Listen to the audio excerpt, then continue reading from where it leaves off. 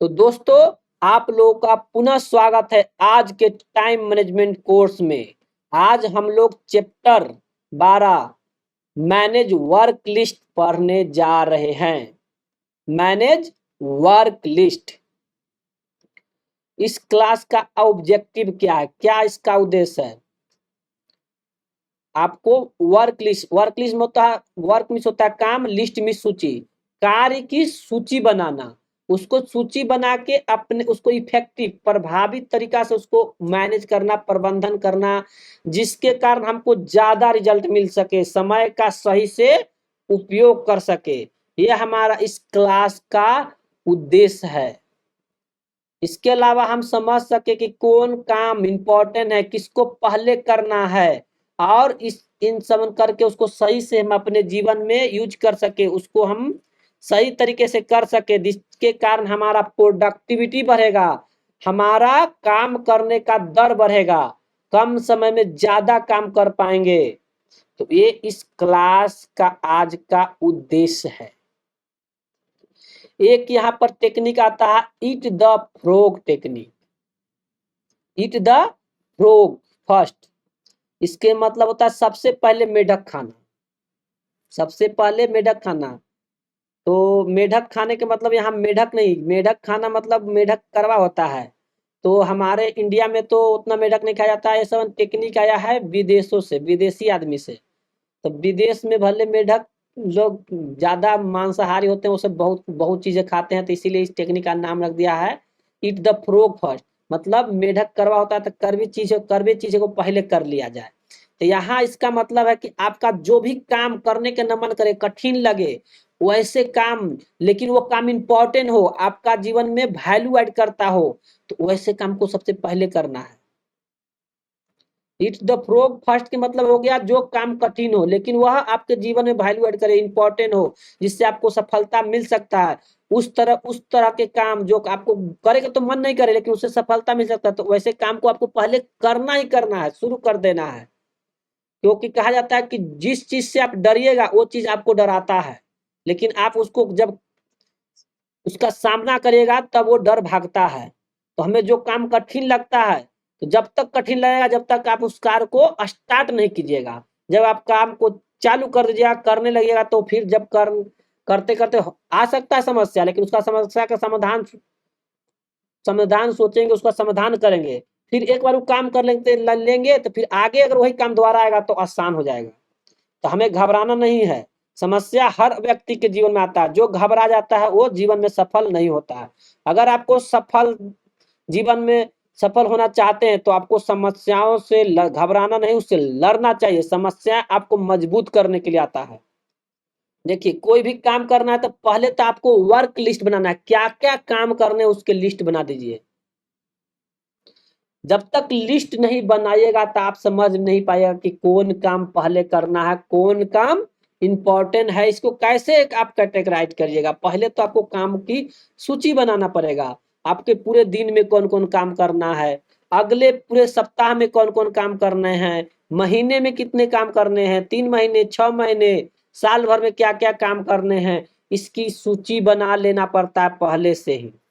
जिसका लेकिन ये सब सूची आदमी तब बनाएगा जब उसके पास कुछ कोई ना कोई गोल होगा, कोई ना कोई ऑब्जेक्टिव होगा, लक्ष्य होगा, तभी तो काम की लिस्ट बनाएगा। अगर नहीं भी है तो आपके पास जो जो काम है उसको एक सूची बनाइए, उसका एक लिस्ट बनाइए, वर्क लिस्ट, काम करने की सूची, लिस्ट। फिर उस सूची को आपको उसको ग्रुप में विभाजित करना है, उसको कैटेगरी बनाना है, ग्रुप बनाना है कि कौन सा काम उसमें से जटिल है, कॉम्प्लेक्स है, कॉम्प्लेक्सिटी है, जटिलता है, करने का मन ना करे, बहुत उससे मन उबता होगा, किसको ना करेगा, तो उसको कैटेगरी करना कि काम हमको लिए जटिल है। प्राथमिकता बनाना कि कौन काम जटिलता के अनुसार वो सब कैटेगरी बना के उसमें प्राथमिकता बनाना, मतलब कौन काम पहले करना उसके बाद कौन करना, इस तरह से क्रम बनाना, उसको बोलते हैं प्रायोरिटी। प्रायोरिटी, प्राथमिकता। आप अपने प्राथमिकता बना सकते हैं। फिर उसके बाद देखेंगे कौन काम आपको पसंद है, कौन काम पसंद नहीं है। कभी कभी जो काम पसंद नहीं रहता वो भी करना पड़ता है, और देखा जाता है कि जो काम पसंद न हो वो काम करने से ज्यादा सक्सेस मिलता है। रील्स देखने में कितना मजा आता है लेकिन पढ़ने में मजा नहीं आता है। क्या रील्स देखने से सक्सेस मिलेगा?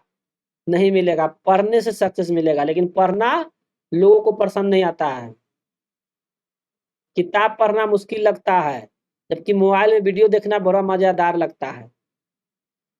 कभी कभी ऐसा भी होता है, कोई काम करने के लिए हमारी इच्छा नहीं होता, करने का मन ही नहीं करता, लेकिन फिर भी वो काम इंपॉर्टेंट रहता है तो काम करना पड़ता है। ऐसे भी काम होते हैं। तो आपको जो काम ना करने के मन करे, लेकिन उससे ज्यादा रिजल्ट आ सकता है, आप उस काम को करने से आप जीवन में ज्यादा सफल हो सकते हैं, वैसे काम को करना है, उससे पीछे नहीं हटना है। इसमें पढ़ाई को ही ले लीजिए। क्लास में कितने सारे स्टूडेंट पढ़ते हैं, कहूँ 20 से कहूँ 50, 20 से 50 लोग पढ़ते हैं अलग अलग क्लास में। उसमें से बहुत लोग आप पढ़ाई से जी कतराते हैं। तो क्या जी कतराते हैं, सफल हो पाते हैं? पढ़ना तो मुश्किल तो होता ही है, क्योंकि रील्स देखना वो सब हमारा दिमाग उसके ओर, मजेदार कामों की ओर ज्यादा भटकता है, जल्दी जाता है, खींचे हुए चला जाता है।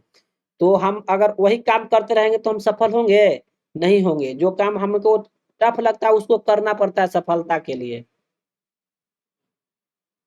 तो आपको अगर इच्छा न हो, फिर भी अगर वो काम इंपॉर्टेंट है तो करना, उसको पहले करना है। यही बात बोलता है, ईट द फ्रॉग फर्स्ट, यानी मेढक खा लो पहले, मेढक को पहले निकाल लो, मतलब मुश्किल काम को पहले ही कर लो। मोस्ट डिफिकल्ट, कठिन काम उसको पहले करना है, लेकिन कठिन है लेकिन वो इंपॉर्टेंट काम रहेगा, वैसे कामों को पहले कर लेना है। तो ईट द फ्रॉग फर्स्ट के मतलब समझ में आप लोगों को आ गया? ईट द फ्रॉग फर्स्ट मानी मेढक पहले खाना। तो यहाँ मेढक नहीं खाना है, मतलब कठिन काम पहले करना, लेकिन वह कठिन काम इंपॉर्टेंट है तो पहले करना। Eat the frog first. India में बोला जाए कि मेढक खाओ, जो शाकाहारी आदमी हो उसको तो बहुत बुरा लगेगा, लेकिन यहाँ मेढक खाना नहीं है। मेढक खाने का ये टेक्निक है जो कि विदेशों से आया है। तो विदेश में भले ज्यादातर लोग मांसाहारी होते हैं तो कुछ भी खा जाते हैं। तो जो टेक्निक बनाया, मेढक एक्चुअली में करवा होता है। जो टेक्निक बनाया, जो इसने इसको नाम रख दिया ईट द फ्रॉग, मतलब जो कठिन काम हो लेकिन उससे आपको जीवन में सफलता ज्यादा मिलेगा, इंपॉर्टेंट हो आपके लिए, तो वैसे काम को पहले कर लेना है।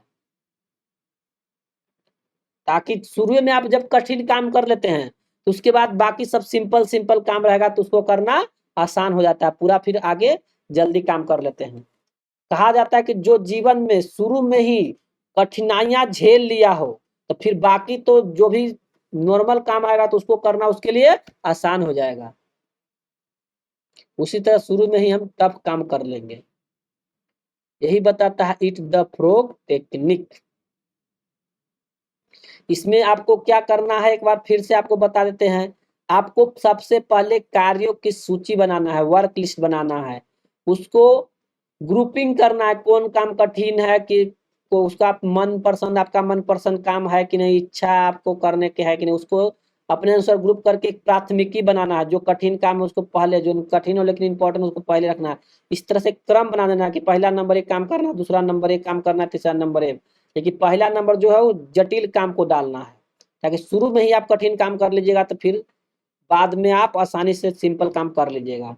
तो जब आदमी सुबह सुबह जब उठता है तो उठ के अपना सब नित्य क्रिया करके जब ऑफिस जाता है या कुछ भी पढ़ने के लिए जाता है, तो उस समय एनर्जी बहुत ज्यादा रहता है, उस समय मन फ्रेश रहता है, तो उस समय कठिन काम किया जा सकता है।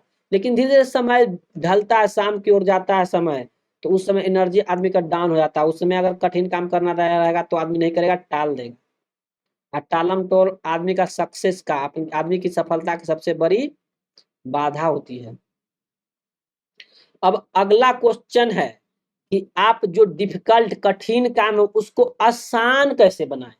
मुश्किल काम जो लग रहा है उसको आसान कैसे बनाएं, जो काम मुश्किल लगे उसको आसान कैसे बनाएं।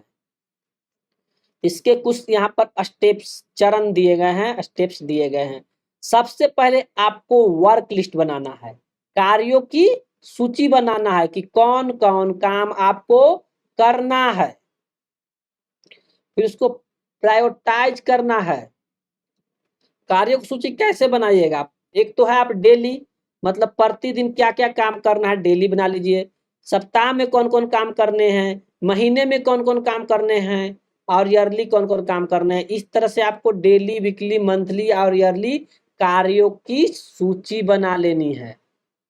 फिर उसको प्रायोरिटाइज करनी है, मतलब क्रम बनाना है, कौन काम पहले उसके बाद कौन, एक एक दो तीन चार, इस तरह से क्रम बना लेनी है।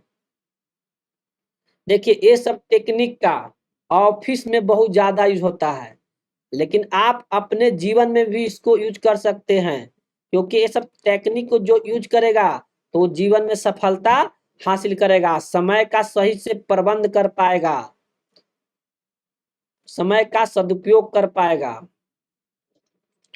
आप लोगों ने देखा होगा, कोई भी कोई भी व्यक्ति जो सफल है वो यूं ही सफल नहीं होता, उसके पास बहुत सारा काम करने होते हैं, उसके लिए उसके उसके पास एक सेक्रेटरी रहता है, उसका एक सचिव रहता है। तो सचिव उसके कार्यों की सूची बनाता है, वो डिसाइड करता है कि उससे उस व्यक्ति को कितने समय पर कौन सा काम करना है, उससे कोई अगर मिलने आएगा तो उसका अपॉइंटमेंट कब देना है। तो उसका सेक्रेटरी रहता है, सचिव रहता है, वो उसको मैनेज करता है, उसको पूरे दिन के टाइम को उसी के अनुसार वह काम करता है। लेकिन आप तो उतने बड़े नहीं है कि आप सचिव रख सके, सेक्रेटरी रख सके, तो आपको अपना सेक्रेटरी खुद बनना है, खुद कार्यों की सूची बनाना है, अपना सेक्रेटरी खुद बन के अपनी सूची तैयार करनी है कि आपको क्या क्या काम करने हैं, और उसको इस तरह तैयार करना है डेली, वीकली, मंथली और ईयरली में। फिर उसको प्रायोरिटाइज करना है, उसको क्रम बनाना है कि कौन काम पहले, फिर उसके बाद कौन सा काम, इस तरह से कार्यों की सूची बनाना है। लेकिन अगर किसी के पास कोई कहा कि मेरे पास कोई काम ही नहीं है तो कैसे करें। तो भाई दुनिया में अगर तुम सफल होना चाहते हैं तो आपके ऊपर काम होगा, आपके पास जीवन का कुछ गोल होगा तो गोल को पूरा करने के लिए काम होगा। लेकिन आपके पास जीवन का कोई गोल ही नहीं है, कुछ करना ही नहीं चाहते हैं, तो निठल्लों के लिए कुछ नहीं है, उसके लिए फिर कार्य नहीं हो सकता है, निठल्लों और आलसी लोगों के लिए। अब दूसरा स्टेप को देखते हैं। दूसरा स्टेप कहता है कि आपका जो भी काम करने हैं, तो उस काम करने के दौरान आपको बहुत सारा समस्याएं भी आ सकती है। तो अगर वो काम आप पहले कर चुके हैं तो आपको पता होगा कि उस काम करने में क्या क्या समस्याएं आती है, उसको पहले ही लिख लीजिए, और उस समस्या को कैसे हम समाधान करेंगे इसकी भी व्यवस्था कर लीजिए। और उस काम के दौरान क्या क्या चीजें की जरूरत पड़ेगा, क्या क्या रिसोर्स लगेगा, कितने पैसे लगेंगे, कितने आदमी लगेंगे, ये सब पहले से डिसाइड कर लीजिए, इसकी व्यवस्था कर लीजिए, इसको अरेंज कर लीजिए एडवांस में, यानी पहले से ही।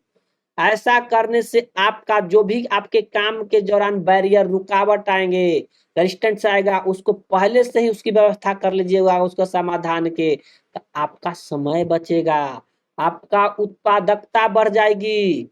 तो ये सब आपको काम करने से पहले सोचना है कि उस काम के दौरान क्या क्या रिसोर्स लगेगा, उसकी व्यवस्था पहले से कर लेना है। उस काम के दौरान क्या क्या चुनौती आएगा, क्या क्या रुकावटें आएगी, उसको पहले से सोचकर उसका समाधान की भी व्यवस्था, प्लानिंग कर लेनी है, योजना बना लेनी है। अब तीसरा यहाँ पर स्टेप्स है ABCDE, ABCDE। भाई ABCDE क्या होता है, इसे भी थोड़ा समझ लेते हैं।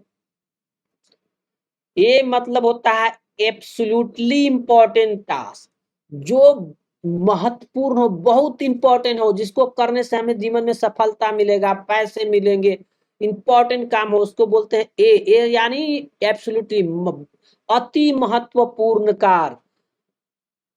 ऐसे कार्यों को आपको सबसे पहले करने हैं, जो कि अति महत्वपूर्ण हो, जो आपको जीवन में सफलता लाए, जो को जीवन में पैसे कमा के दे, जो आपको जीवन में समृद्धि लाए, खुशी लाए, वैसे अति महत्वपूर्ण काम को सबसे पहले करने हैं। ये मतलब हो गया एब्सोल्युटली इंपॉर्टेंट का टास्क मिस काम।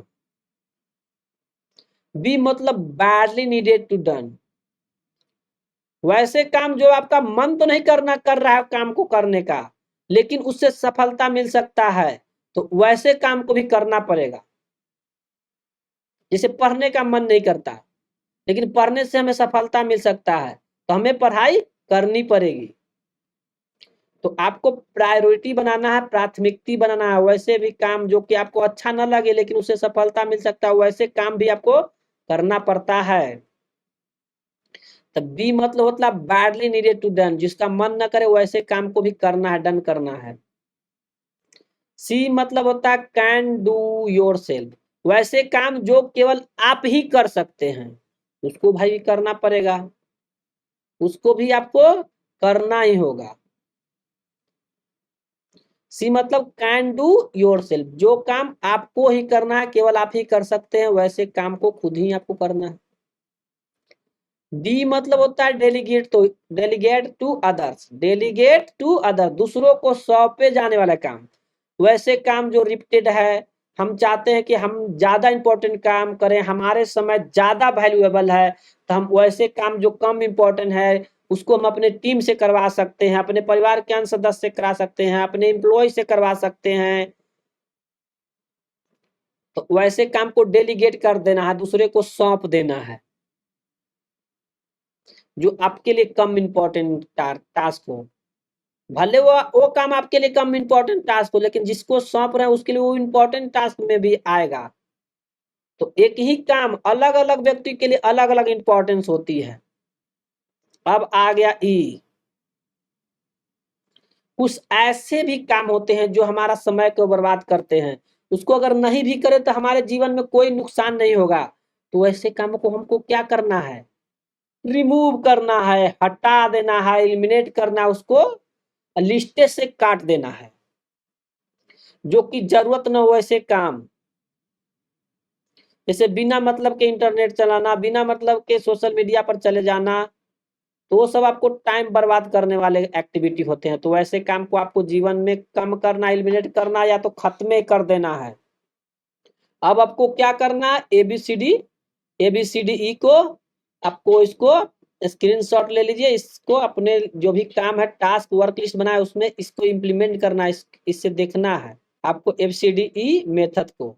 अब चौथा आपका स्टेप है अपग्रेड योर स्किल, आपके पास जो भी कौशल है, जो भी कार्य करने की क्षमता है, उसको बढ़ाना है। लोग सोचते हैं कि जब हम यूनिवर्सिटी से पढ़ाई कर लिए, स्कूल कॉलेज से पढ़ाई कर लिए, अब हमारा जीवन का पढ़ाई खत्म, अब जो पढ़े एकरे से पैसा पूरा जीवन चला जाएगा। लेकिन अब दुनिया काफी बदल गया, बहुत तेजी से दुनिया में बदलाव हो रहा है। इस तरह के मानसिकता वाले लोग अब दुनिया में ज्यादा दिन नहीं टिक सकते, उनके साथ समस्याएं आ सकती है। अब दुनिया काफी तेजी से बदल रहा है, इसलिए हमें समय समय पर हमारे स्किल्स, हमारे कौशल को भी बदलाव की जरूरत है। आपको सीखते रहने की जरूरत है। अगर कोई आईआईटी से भी पढ़ के आ गया है लेकिन वो सोच रहा है कि हम जितना पढ़े उसी से हमारा पूरा जीवन चल जाएगा, तो मुश्किल है। आपको समय समय पर अपग्रेड करते रहना चाहिए, अपने नॉलेज को बढ़ाते रहना चाहिए, क्योंकि समय के साथ दुनिया बहुत तेजी से बदल रही है। तो आपको अपने अंदर भी लाइफ लॉन्ग लर्नर, जीवन भर सीखते रहने का संकल्प लेना चाहिए। जब तक जिएंगे तब तक सीखेंगे, ऐसी मानसिकता बनाना जरूरी है। तो चाहे आप कुछ भी पढ़ लिए हो, आपको समय समय पर अपने नॉलेज बढ़ाने की जरूरत है। नए नए जो टूल्स आ रहे हैं, टेक्निक आ रहे हैं, उन सबको सीखने की जरूरत है। समाज में जो बदलाव हो रहा है उसके अनुसार आपको बदलना होगा।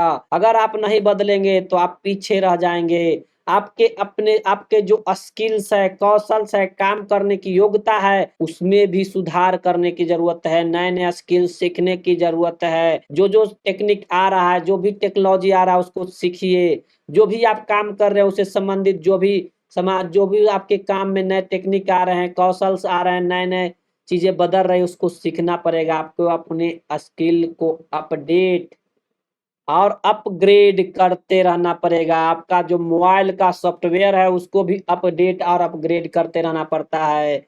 अगर जिस मोबाइल में अपडेट और अपग्रेड बंद हो जाता है तो मोबाइल बेकार हो जाता है, उसको फेंक दिया जाता है। तो आपको भी अगर जीवन में आगे बढ़ते रहना है तो अपग्रेड और अपडेट होते रहना पड़ेगा, अपने आप में बदलाव करते रहना पड़ेगा, सीखते रहना पड़ेगा, नहीं तो आपकी भी दुनिया में कदर नहीं रहेगी, आपको भी कोई नहीं पूछेगा, आप भी एक नॉर्मल लाइफ जी के दुनिया से चले जाएंगे। आपको रेगुलर अपग्रेड करना है, अपने स्तर को बढ़ाना है। अगर आप एक लेवल पर हैं तो आपको फिर 2 लेवल पर जाना है, 3 लेवल पर जाना है, इसलिए अपने स्तर को धीरे धीरे बढ़ाते जाना, अपने ज्ञान को बढ़ा के, ताकि आपकी कैरियर में प्रोग्रेस हो सके, प्रगति हो सके। तो आपके अपने नॉलेज को अपडेट और अपडेट करना मीन्स थोड़ा सा बढ़ाना, अपडेट करना मतलब थोड़ा सा जो समाज में चल रहा है उसके अनुसार बढ़ाना। अपग्रेड होता है एक बैग तेज से बढ़ाना। अगर कोई मैट्रिक पढ़ रहा है तो थोड़ा सा और जानकारी लिया तो अपडेट हुआ, लेकिन मैट्रिक के बाद सीधे इंटर पूरा कर लिया तो अपग्रेड हुआ, एक अलग एकदम बहुत तेजी से बहुत ज्यादा एक बार बदलाव हो जाना को बोलते हैं अपग्रेड। अपडेट होता है छोटा सा बदलाव, तो आपके मोबाइल में अपडेट आता है जो छोटा सा बदलाव होता है,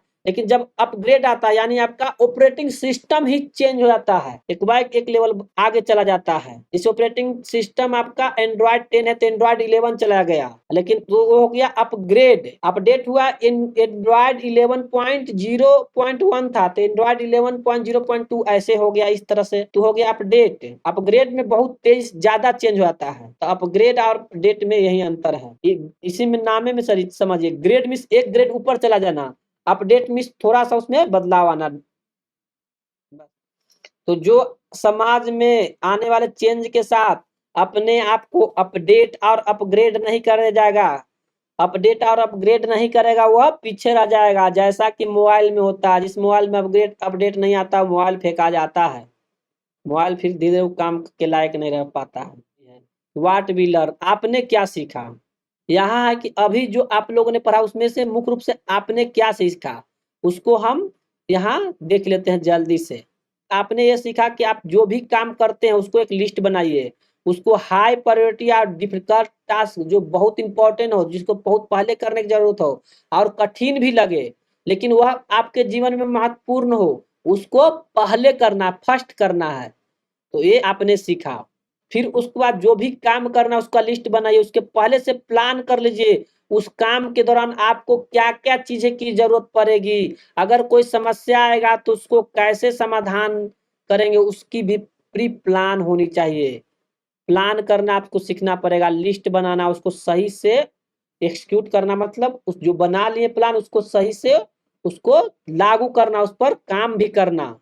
और आपको लगातार कंटिन्यूअस मीन्स लगातार सीखते रहने की जरूरत है, अपने आप को ग्रो करने की जरूरत है, आगे बढ़ाते रहने की जरूरत है, आपको लाइफ लॉन्ग लर्नर बनने की जरूरत है। आपके पास जो मोबाइल फोन है उसको उससे ज्ञान बढ़ाने के लिए यूज करिए, अपने नॉलेज अपने स्किल्स बढ़ाने के लिए यूज करिए। तो ये आप लोगों ने इस क्लास में सीखा, उसको हमने समराइज कर दिया। अब आपको कार्य करने की बारी आ गई, अब आपको करना क्या है वो भी देख लेते हैं।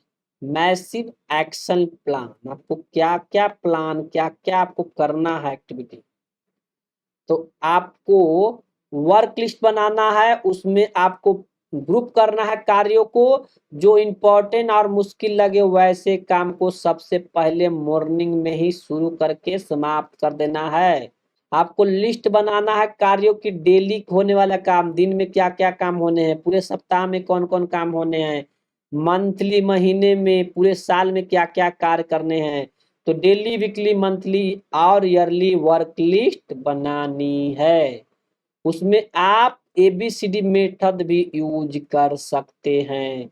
साथ में आपका जो भी स्किल्स है, कौशल है, उसको बढ़ाते रहना है, उसके लिए स्किल्स सीखते रहना है। यह इस क्लास का मैसिव एक्शन प्लान है। तो अब आज के क्लास को हम यहीं समाप्त करते हैं। जय हिंद, जय भारत।